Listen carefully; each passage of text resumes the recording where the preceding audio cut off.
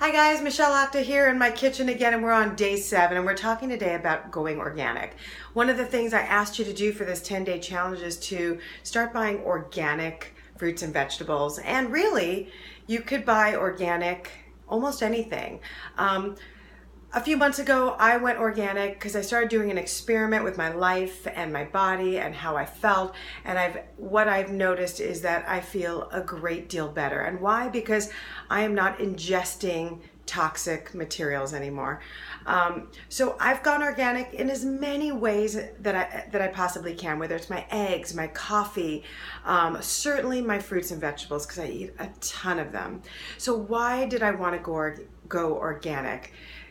I wanted to go organic because what I found out in my research over the last few months is that most of the conventionally grown crops today are sprayed with glyphosate. Glyphosate is a pesticide made and created by Monsanto. It's also more well known as Roundup. And what conventionally grown vegetables have to contend with is being sprayed with glyphosate. Now, if you're sprayed with a toxic carcinogen, the idea here is that, not only do the pests die, but the fruit and the vegetables die too. But so as to keep the crops going, companies like Monsanto and conventionally grown vegetables, what they do is they genetically modify their vegetables to withstand the glyphosate. So not only are you ingesting a carcinogen, which the CDC says is known to be a carcinogen, you're also ingesting fruits and vegetables that have been genetically modified to withstand this carcinogen.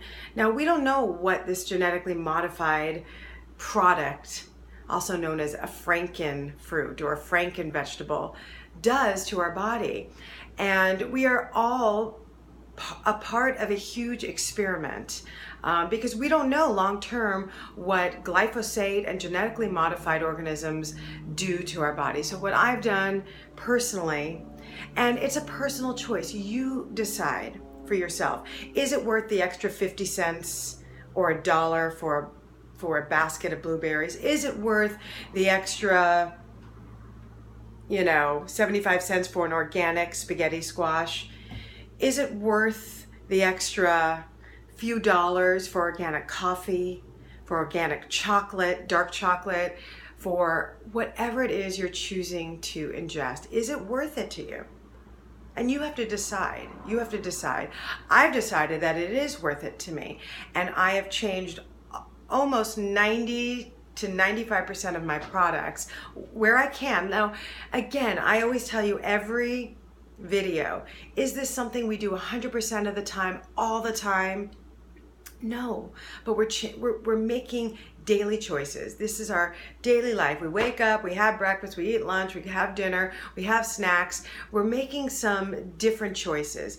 And if you eat blueberries every day and you decide that's the one thing I want to go organic with, then I urge you to do that. I can tell you that soy and corn are almost 100% genetically modified in this country. So if you can avoid soy and corn, it's a great way to go, unless it's organically grown by a local grocer. Also, when I go out to dinner, I do try and pick restaurants that are sort of locally sourced, chefs who work with locally sourced vegetables and meats.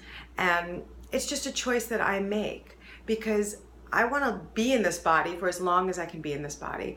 And if I can avoid toxicity and pesticides and genetically modified organisms, I'm going to do that. One of the other things I do, and I'm letting you in on a really sort of stranger part of my, weekly regime. One of the things that causes disease in this world is inflammation and toxicity. I'm going to talk a little bit about inflammation tomorrow and what I do to help me with inflammation and pain and all sorts of things. But we're living in a toxic world. We're eating toxic fruits and vegetables. We're breathing toxic air. And so I engage in a liver and gallbladder and intestinal tract detox every single week. And you can look into it. This all kind of goes hand in hand with organic. As I started doing organic food and realized how much toxic stuff we're taking in, I knew I needed to start detoxing my body. And so one of the things that I do every week is I do a liver and gallbladder detox with organic coffee. I use this organic coffee to detox my body by doing a coffee enema every week. Is it for you? I don't know. You can decide. But what I've decided in my life and what I would like you to, I'm not asking you to do a coffee enema, but I am asking you over the next few days to start replacing a couple of products in your pantry, in your refrigerator, with something that says organic. And you will see very specifically that it'll say organically grown, or there'll be the USDA organic label, and it can't say it's organic unless it is. It's a law. Thank God. We're still working on labeling GMOs, but if you stay organic, you will avoid genetically modified organisms.